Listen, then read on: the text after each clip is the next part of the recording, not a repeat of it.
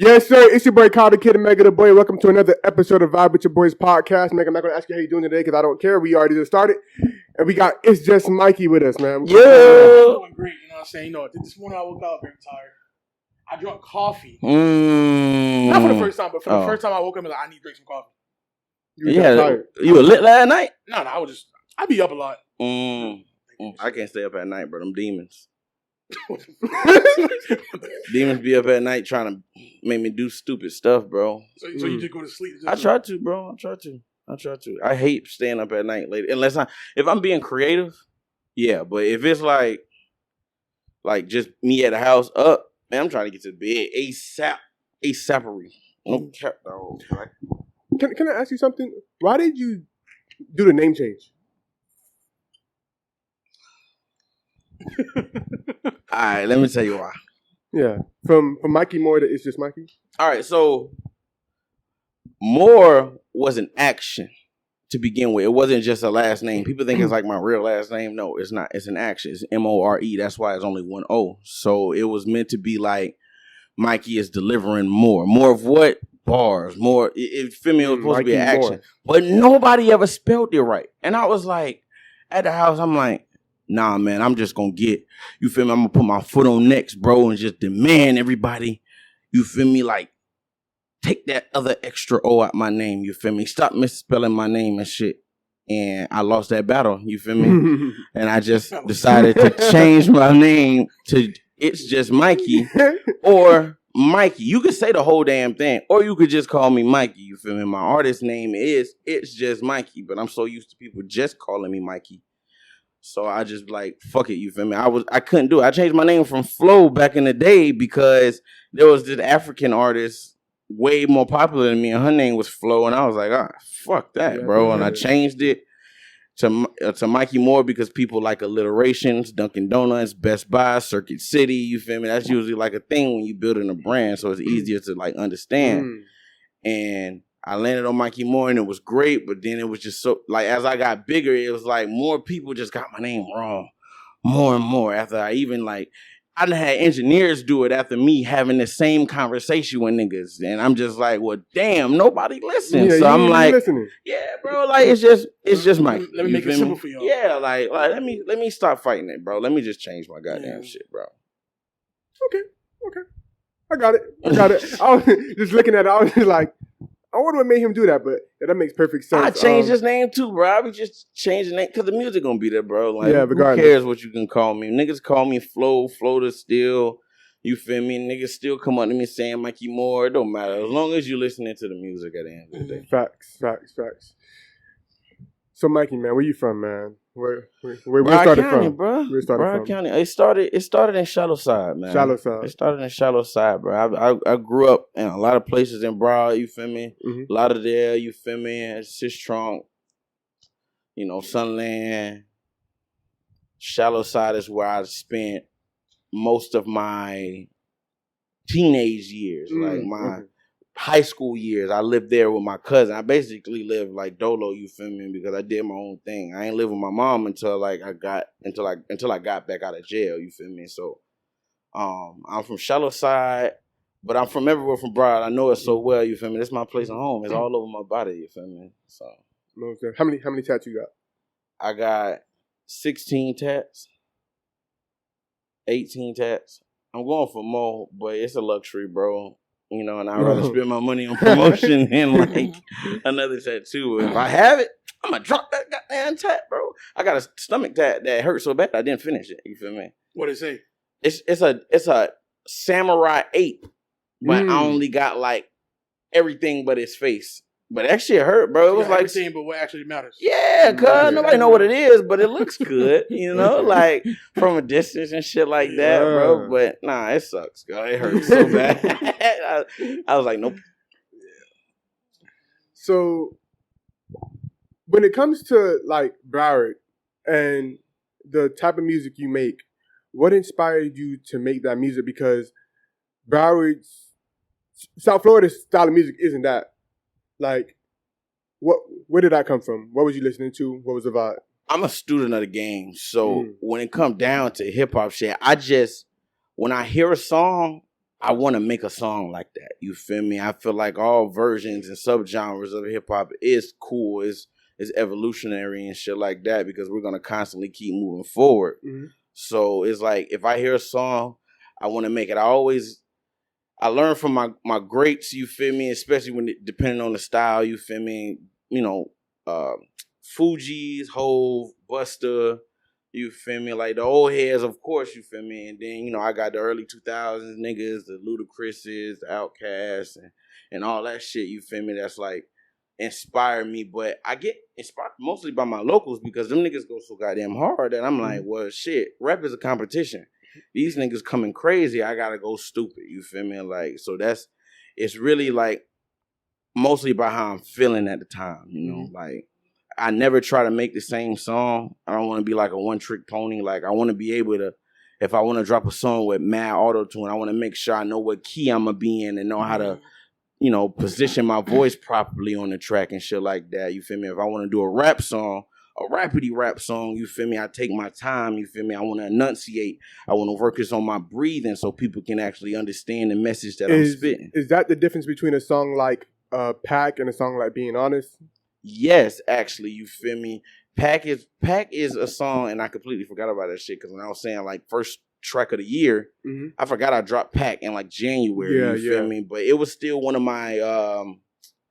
A lot of people used to call me the Hood Chance when I was on house arrest, right? So it's still one of my Chance the rapidy songs, but I like it because a lot of tonality. I do a lot of things with my voice. You feel me? Which I care about a lot when I'm doing songs that are not your regular rapidy rap song, boom bap type shit. So I try to play with my tone a little bit more so the song sounds more exciting, you know, like, but when it comes to like shit like Being Honest, I go a little bit more monotone because it fits the beat better than if I play with the tone because I'm not trying to fight the beat. I'm trying to hug the beat when I'm rapidy rapping. Any other track like Pat where I'm, you know, like basically rapping louder, you feel me, playing with my tone. I want to beat the beat down. I want to oversound the beat. You feel me? But I don't do that when I'm rapidy rapping because those beats feel more like home. It's something I could take my time with. Got you for sure. I've had the opportunity to see you perform at least twice in the last 3 months. And you have a unique way of performing to where you prefer the music loud. And your mic low. Yeah, because I'm going to yell. Oh, okay, I'm not trying to clip, you know, the like, mic. Okay, you feel me? Yeah. And like, I want to get into, and they say you're not a real performer if you perform with the back end vocal. Rappers, you know, like, I want to work on having more performance tracks where it's basically mostly only ad-libs in the beat, so I have a little bit more of a performance, but I stick to the full track itself because that only works if the equipment at the show is good. Yeah. I don't want to have bad equipment and I'm trying to rap over my beat and my mic is going in and out. I'd rather just play my song loud. And plus, usually I'm last performing and headlining, so I can hear how the mic is. Yeah. What to do and what not to do. So that just depicts on when I get up there how I take it, you know. But majority of the time, the equipment is not all the way there. Like, you know, I did a show, you feel me, in the same place that Greatness did one time. And the equipment was not up to par. And I'm like, I'm so pissed off because I'm like, damn, I performed here like 3 times with Greatness. Like, it never sounded like this, but different DJ, they brought their own different speakers. I thought the place had its own speakers, but you feel me? So I just had to adjust right then and there. So that's really what it be about. You had that mindset before Jadakiss did what he did on the Versus stage, or? I ain't gonna lie, bro. That woke up. You took that as a challenge. Man, that woke a beast in me, bro. I feel like it did for a lot of rappers. Like, if you really take rapping seriously, like, you looked at what Jadakiss did and be like, damn, that's what it means to really be an MC, to really be a... You feel me, bro? That nigga went out there and showed his ass, bro. Like, and niggas is like, they don't understand. At one point, Kiss was like the best rapper in New York, bro. Like, just like rapper, like spitting wise. Spitting, bro. Like, niggas, you wanted Kiss on the track, bro. And like, and the fact that he still got it, it wasn't like, he lost us. I know you can never actually lose it, but some people get too comfortable when they become famous. That same hunger. Yeah, the revolutionary that's inside of them is gone. You feel me? Them niggas and you can kind of like attribute that to somebody like Cam, to where like of course he's goated in whatever he did, but like as you seen on the stage, it wasn't like he wasn't comfortable, bro. Yeah. He was at a position where like he don't need to show out, but it's like, are you really at that position? You feel me? And like, whose streams went up later than that? Because a lot of them rappers, you feel me? Like, they music probably just got on streams in the last decade. You feel me? Like less than a decade, really, because the streaming or they're really still putting like their old they still putting their own shit on there, and it's like shit like that helped the locks out a lot. They streams went up. For sure. Exponentially. I think they ended up getting deals. They got deals, bro, and everything. Like, they was like, oh shit, rappers are still around. Yes, they are. Like, come on, bro. Like, when it comes to lyrical rappers, niggas treat it like women in hip hop. It can only be one or two. You feel me? It can't be multiple of them niggas, man. That's true. Like, when it comes to rappers, we could talk all day, but when it comes to like, who's the best lyricist? Like, we'll name like 3 names. Yeah, and then, but it's so many more, and that's just because of people's lack of history or lack of like media consumption. Like because they digest the same shit every day, and they see who's the most. Consistency beats talent. Because if you can keep jamming something in somebody's face long enough, you can convince them. It's like if you arguing with somebody and you talk long enough, you eventually win. If the consistency, people are just jamming content down people's face, and it's usually the same people, because the lyrical niggas, honestly, they have a weird ego where they think like they should be found. They should be like, like they're not gonna promote like all these other niggas. They wanna just make their music and be like this mysterious. No, niggas, sell your product, sell yourself. These ass niggas be in people's you gotta be DMs marketable too.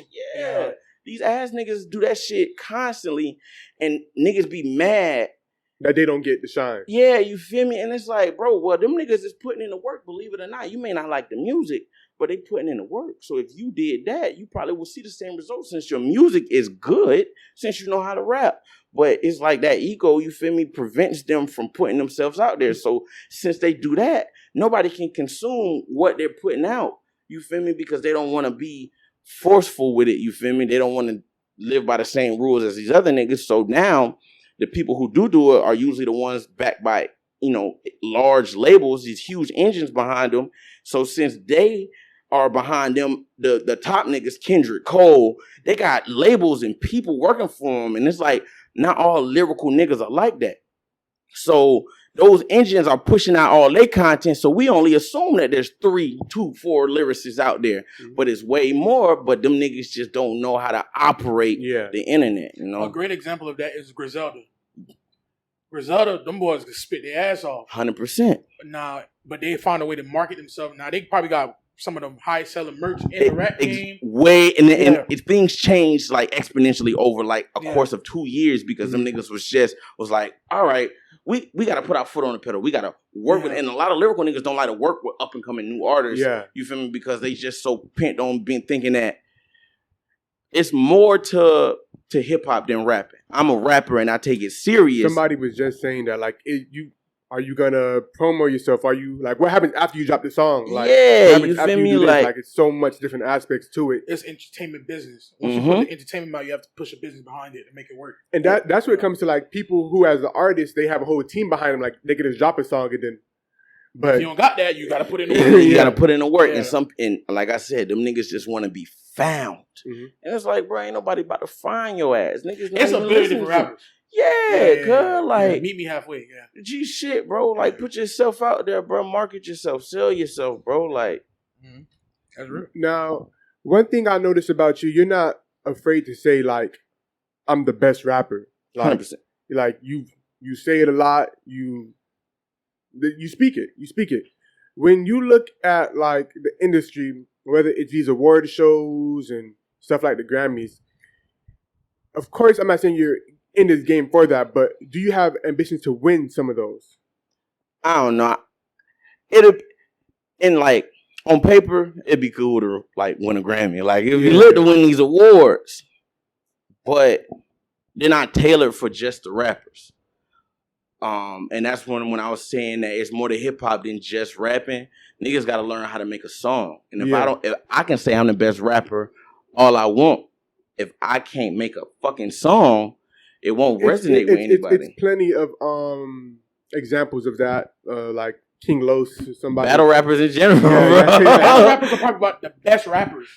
Bro, they can't make a song for shit. You feel me? Because you have to come to terms with yourself that something is going to be less to balance out the complete song. You have a song where you rapping your 100% best bars, you outshining the beat. The production can't even get its way in. You feel me? From there, you feel me? If you give 50% of good bars, you'll have 50% good production. You'll be able to, like, everything will be in balance. You gotta pick and choose when it go lyrical miracle. Like, G shit, bro. It's like, you can't listen to that the entire time, dog. Like, learn how to make a song for the sake of the artistry itself, because rappers wasn't just rapping back in the day, you feel me? They was trying to put together actual music, you feel me? You take away the objective of making a song, and you don't have the rest of your project. You feel me? You only have just these good bars with no home. Is that kind of what you try to incorporate in your music? Because of course you're about the bars, but sometimes, unless it's just your style, you incorporate these like funny lines to where it's like, the one-liners are the best, because if you listen to the song long enough and you hear it, they're gonna stick. Yeah. Plus, it means you heard it. I mean, some people. And I don't know why Spotify Music or Apple Music don't give me the analytics of this, but I should know how long people are listening to my song before they cut it off. They don't show you that. They don't. Now, if you was a YouTuber, you could see how long somebody watches your video and how long. You feel me? Yeah. But I think these platforms, these distribution platforms should tell you so niggas know how to structure a song, because a lot of the times, the structure of the song is bad, and people will stop listening 30, 40 seconds Your most interesting part of the song is 2 minutes in. Your average listener may only listen up to 110, 125. That's for people who do too many hooks in the beginning of the song. I never try to open up a song with a hook, you know, because that might be cool, but give that shit later on down the line, especially because it might be the most simplest part of the goddamn song. Now, depending on how much the buildup is in the track, you feel me? I might give them like something before the verse, but it wouldn't alright be a hook. That is poor song structure, because people are gonna like fucking get out of here with it, because you probably rapping a hook before the beat even drop, and then you rapping it again, and you feel me? And it just makes the song all wonky. Like, producers make songs like, when they make a beat, they structure a beat certain way for a 16 hook 16. They never structure a beat hook 16 hook 16. You feel me? So it's better to come in rapping. You feel me? To help with your song structure. A couple years ago, maybe 2016, like that little Uzi Vert era, they introduced like a minute and 30-second songs. I think we're getting out of that phase now. Yeah. But do you think that era right there kind of ruined hip hop, like music itself, hip hop music itself? Oh, watered it down. Yeah, I mean, I don't think so. Only because it was a way to finesse. You know, like if you was a rapper and you was good at dropping freestyles, dropping a minute and 30-second track was okay, because the replay value was up, because if you went so hard, they'll want to spin that bitch back. You feel me? Now, and you got to go off of the consumers. You know, at the time, you know, people didn't want long songs. You feel me? That's the sacrifice that you might have to make as an artist. You might have to play the game at some point in order to continue down a path where you can get better and better, or get bigger and bigger. If people want 2 minute tracks, make a fucking 2 minute track, bro. Like, what they want. You feel me? Yeah, compromise. Like, just make freestyles. You feel me? Do something where you still feel comfortable. But I feel like you can never ruin hip hop, because it's not what people see as hip hop. They don't see all of it. When they think of what ruined hip hop, they thinking only a small percentage of it. Yeah. And that's because they lack of wanting to go find new hip hop. They be like, oh, why y'all keep blowing up these rappers? They garbage. But what are you doing to put your favorite rapper on that is good? You're not posting them. Mm-hmm. People think their timelines are these precious, But these places. Like, what? Another thing too, I hate, and maybe sometimes we all fall victim to this, is that people hate when their favorite artist blows up. That's that gatekeeping shit, bro. They want to feel as if they want to keep them to themselves. Yeah, but they're being selfish. They don't want them to get mainstream, or they don't want them. I'm like, bro, if you really fuck with an artist, I feel like you want to see them win. You want to see them win. So maybe their content changes. Okay, you still have the music they already made, and they're still gonna cater to you at some point. But G shit, like plus, like you don't want to see them niggas make no money. Most of these niggas, like they have to do something. Like the way fucking Roddy Ricch got like demolished for dropping that concept album. Now maybe he shouldn't have done it at what, his sophomore album? Yeah, it shouldn't have been. You feel me? It shouldn't have been his sophomore album. All right, or his junior album, or his senior album. And you know what's crazy? I was just playing because he dropped the song last night. I was just playing it, and I was like, okay, if this is like his 12th best song on a new project, I thought that was reaching, but it's gonna be a great album. Yeah, because it was a cool song, but this would have been like a top 5 song on the last project. Mm-hmm. Top 2, yeah, maybe top 2. So, and I loved his first project. I loved his mixtapes and everything. Mm-hmm. And I feel like you just go quiet for so long. We're hungry for what you've been giving us. Like, you haven't been giving us that. So we don't want to come back and give us something totally different. I definitely understand. That's not why we listen to you. Like, and I honestly think that probably was because it could be a couple things. You feel me? Mm-hmm. I always seen Roddy Ricch more as an artist than a rapper. Yeah. Now he could spit, but the nigga can read music. He can play piano. You feel me? Like, I feel like those niggas are sonically a little bit more advanced. Mm-hmm. So when they come into hip hop, they might know hip hop from their origins because you know most of the time they black. You feel me? Mm-hmm. So it's like you're a nigga growing up. You feel me? You listen to hip hop. You probably listen to other stuff, but hip hop is probably what helped you find your identity. Mm-hmm. There's a lot of young black men finding identity within hip hop, making music. So I'm like, okay, it could be that is the reason why he decided to jump into a new path, because he's so sonically gifted that he wanted to outdo himself.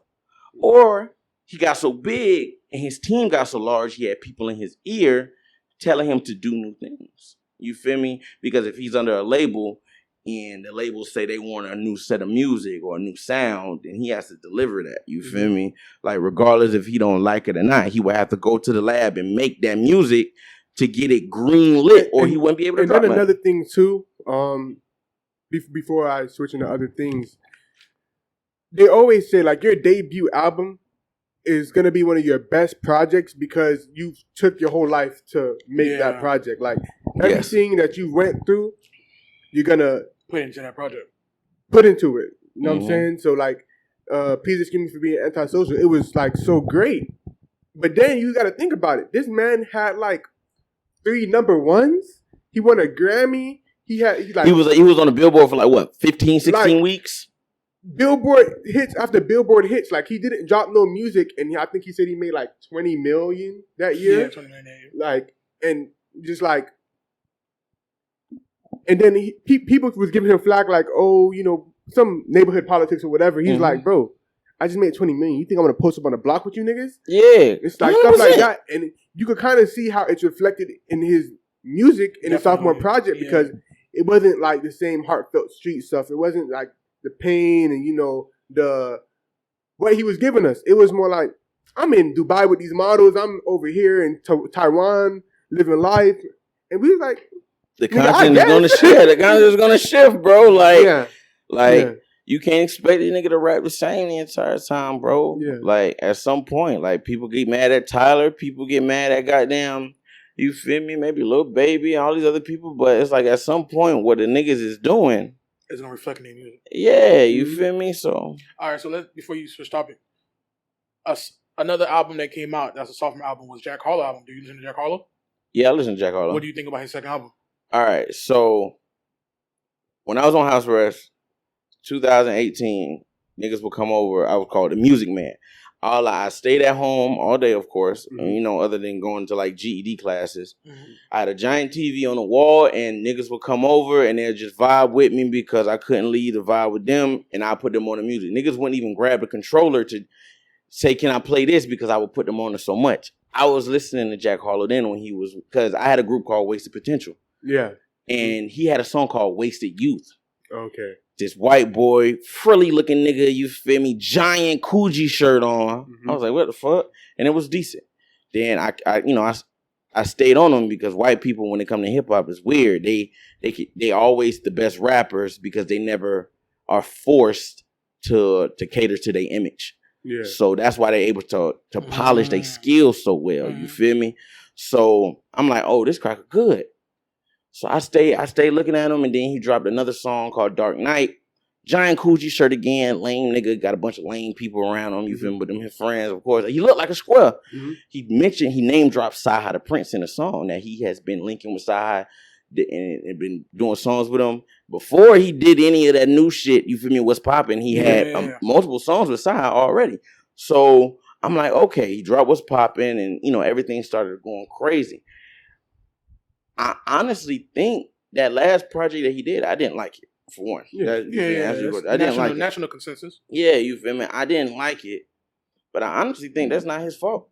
I honestly think that was because he a slave, cuz. He a slave to the label, bro. You see the label's impact. Yeah, bro. Like, immediately. I could, you feel me? Because wasn't he sounding like Drama? He signed to, same, yeah. Yeah, so he was doing like swing. Whatever. Yeah. Because they made him have fake beef or something like that. So I seen him on Sway in the morning. I'm watching. I'm like, oh yeah, this kid is good. He's gonna be a rapper. If he stay like this, who knows? But he ended up when he got into the industry, they started fucking molding this dude. And the way they molded him, the same way they did Bruno Mars. You feel me? They gave him some swag. Yeah. You feel me? Like black swag. Yeah. You feel me?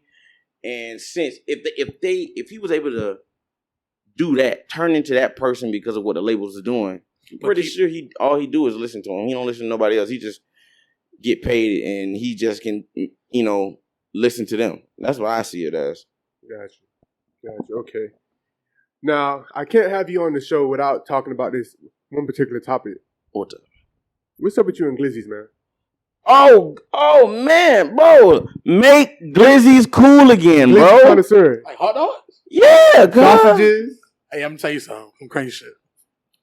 I done just pause. I'm pausing the event. Okay. I done took down about 3 Glizzys like 3 days ago at work. Bro, them shit's fire. Made to perfection, fam. Like, bro, Costco ones. Like, bro, like, they was from Costco, but bro, I feel you on that. I usually go to 7-Eleven. I got 7-Eleven. 7-Eleven cool. Them shits be smacking. Cool. They got the chili, the cheese, the onions, and all the toppings and shit. Bro, I don't know when niggas stop eating hot dogs, bro, and turning into like a gay thing. But damn, I can't even eat no motherfucking food, nigga. But like, let me be honest with you, because I work from home, right? Mm-hmm. So one of my lunch options is usually hot dogs. Yeah. But with that's you, chips, ain't it? Yeah, some chips. Yeah. But you, it's like you be like on some other stuff. Like you be like, see this hot sausage?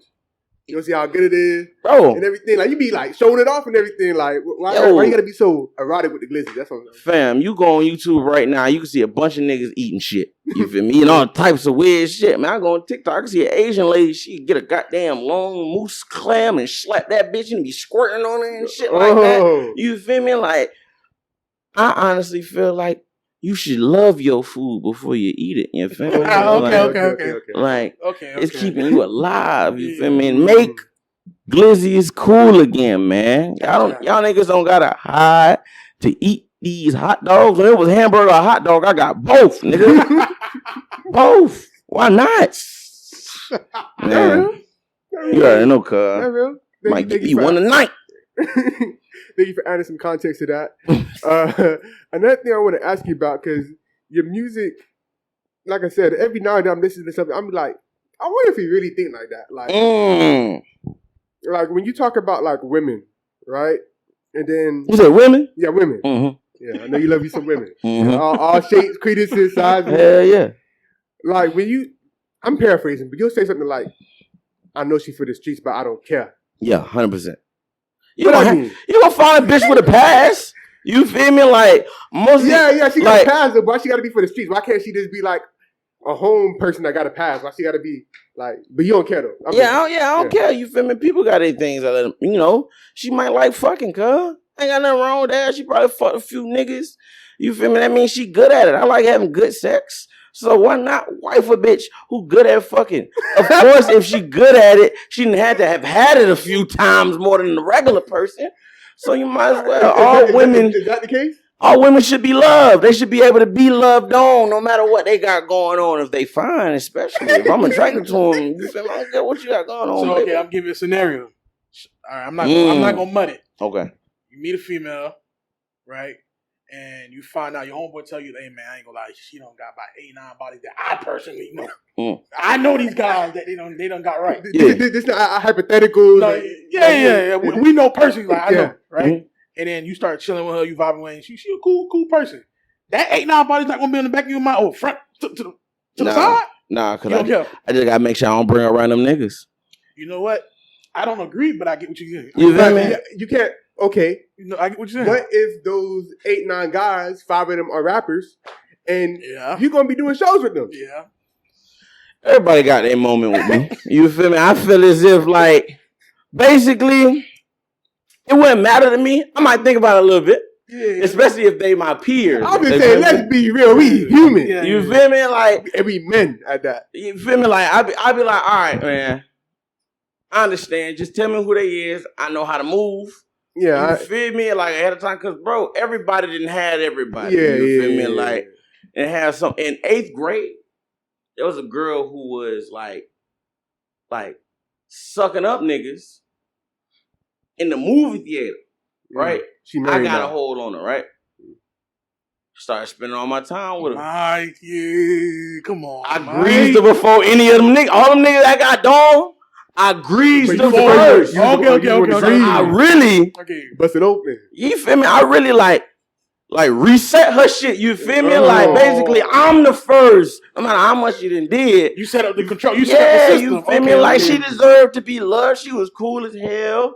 You feel me? She had a pool. You feel me? Like in the backyard. Not like that she was super wet. That was fine too. But she deserved to be loved no matter what. Okay. And I was fucking with it, cuz. You don't never know where you find love at, you know? I wasn't in love, of course, but I'm just saying, you never know what it could have been, you know? Sometimes, bro, you gotta just, like, say, fuck it, cuz. Like, because the only person who gonna, to be honest, and it go with anything, if you care about what people think, bro, you really gonna have a losing battle, cuz it's gonna slow you down regardless, man. You could be happy right now, living time of your life. She rubbing your back, making your meals, cooking all your Glizzys. You feel me? She probably know how to barbecue and everything. And you worried about another man. Yeah. Why you worried about them niggas, man? You got it right now. It's your turn. So if that don't turn your way, what would turn your what scenario would turn your way? Like her views on shit. Like, if she just an all-around bad person, bro, she be trying to always get over on niggas. And she just don't bring that energy where, like, you feel comfortable around her. Like, you always got to feel like you might have to be overly macho to impress her because that's just her personality. Or she say offensive shit about people. Like, damn, just bitch. Not a good person. Yeah, like not a good person. That shit right there is a huge turnoff. Get it together, bro. Like, really? Like, you grown? You don't have no type of compassion, nigga. Be a human, bro. Like, what the fuck? Like, jeez. Like, that's what I be caring about, bro. Like, I like that.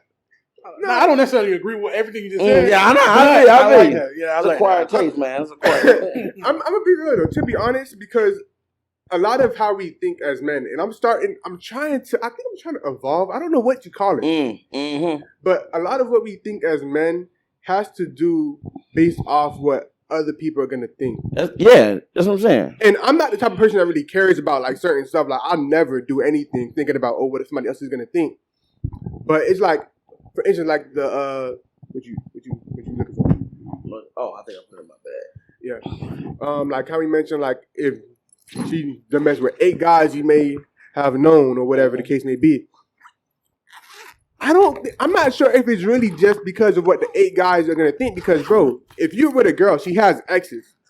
She's been with other guys. So if you're with somebody and they're gonna be like, oh, what do you say? Oh, I fucked her first or whatever. Yeah, okay, whatever. But it's more like, damn, bitch, like, you've been around. Like, are you done now? Like, are you done? Like, you just with me now? Like what is? I tell people all the time. I said it's this, man.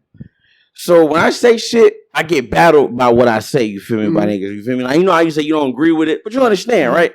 I get battled by niggas who they don't agree, but they don't understand. Like, nigga, no, you can't do that. You feel me? Like, and I be telling people this all the time, especially when I be seeing like on Twitter where they be battling about like women should do this or men gotta be like this, and I be like, well, don't change nobody. Just find a fucking person for you. When y'all say these things, you're projecting your preferences onto everybody and assume that because you said it, this is fact and this is how every man should be. You don't want no man to be like this because you say so, or dudes, they don't want no shorty to be like this because they ain't go. Well, bro, if you get your shorty, why does it fucking matter what other bitches and what other niggas is doing? You feel me? Like, that's how I see it, bro. What like, they trying to do is they trying to find somebody that's appealing to the eye, but trying to change their characteristics. Like mold them.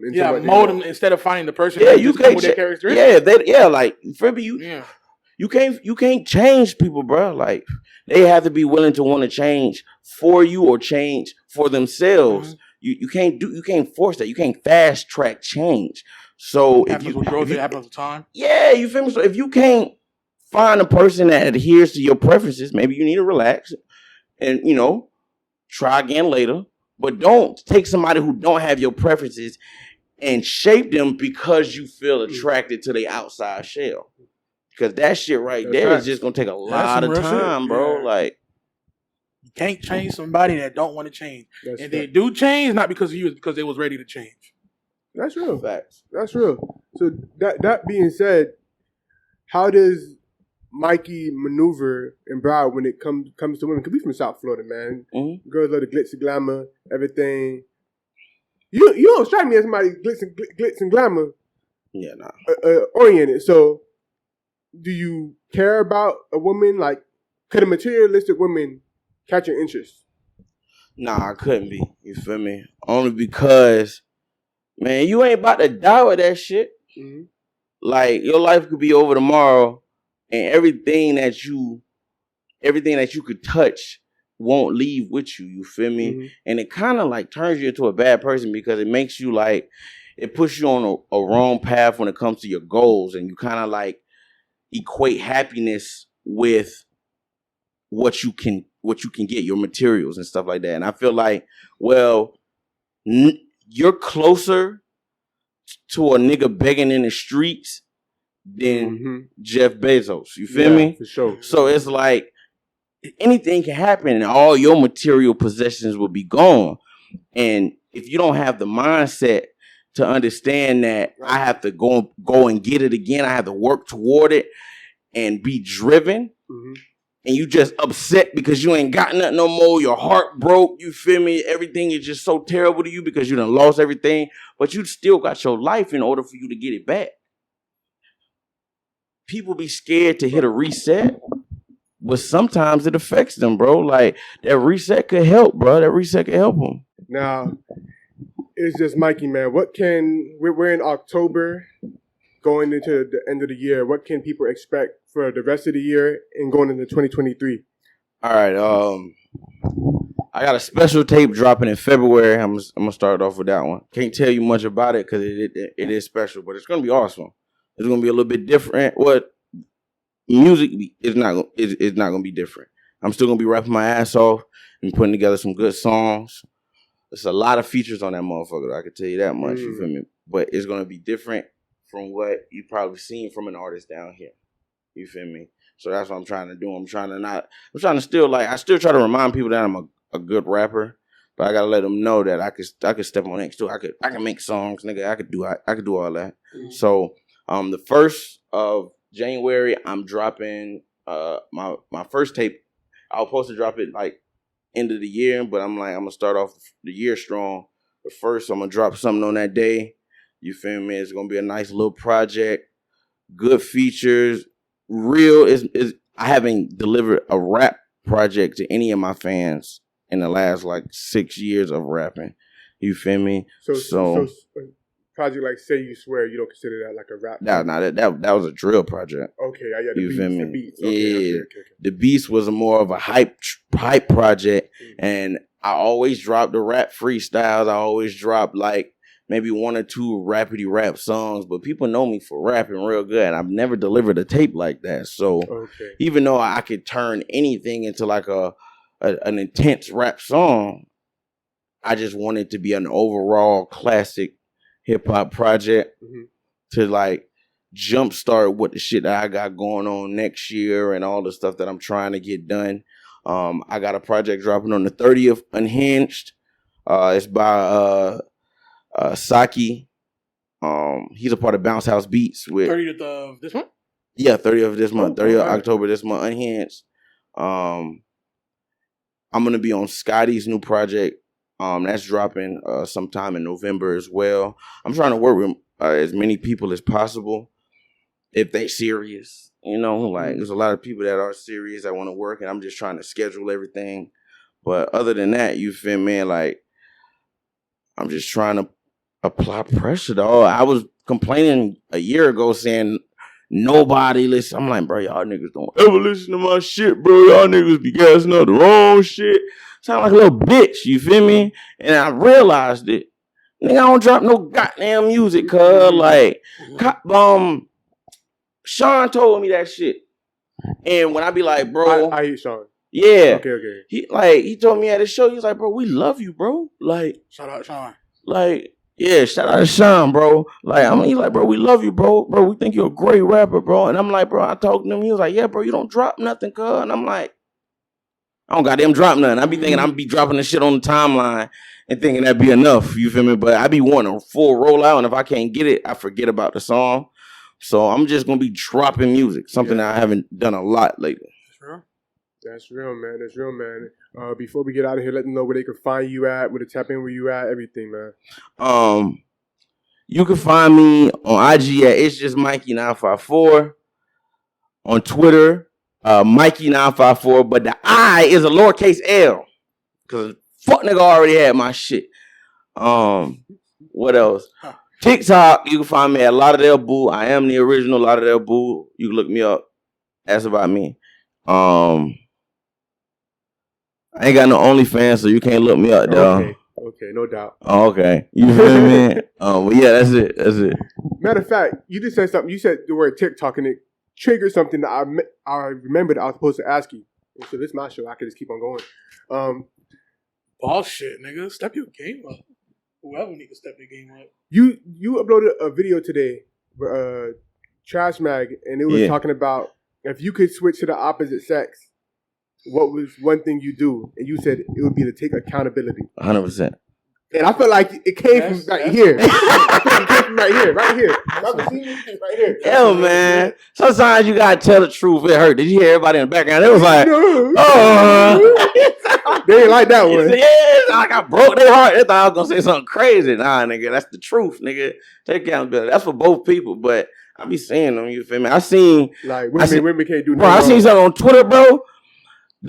A woman is still on the loose because she cut up her boyfriend, and threw his body on the highway. Why did she cheat on him? Why did he cheat on her? Yeah, why did he cheat on her? Or like he should have been back with his baby mama. He knew he shouldn't have been dead. Like, why are you blaming that nigga dead? Like, bro, like that shit blew me, bro. But it's never no gender war over here. I love women. You feel me? I love y'all, bro. I never disrespect y'all. Bro. I ain't on that type of time, man. Nah, most def. You one of the people that, if anything, you defend women a lot. A lot of love. Like, you be like, damn, y'all boy is tripping, man. This girl is beautiful. This girl shit, bro. Really gorgeous to me. I promise you, girl. Like, G shit, dog. Like, most def. Like, you got to, bro. I'm a good person. I want y'all to know that. That part, man. Thank y'all for watching. Make sure y'all like, comment, and subscribe. It's Kyle the Kid, Mega the Boy. It's just Mikey. And we out.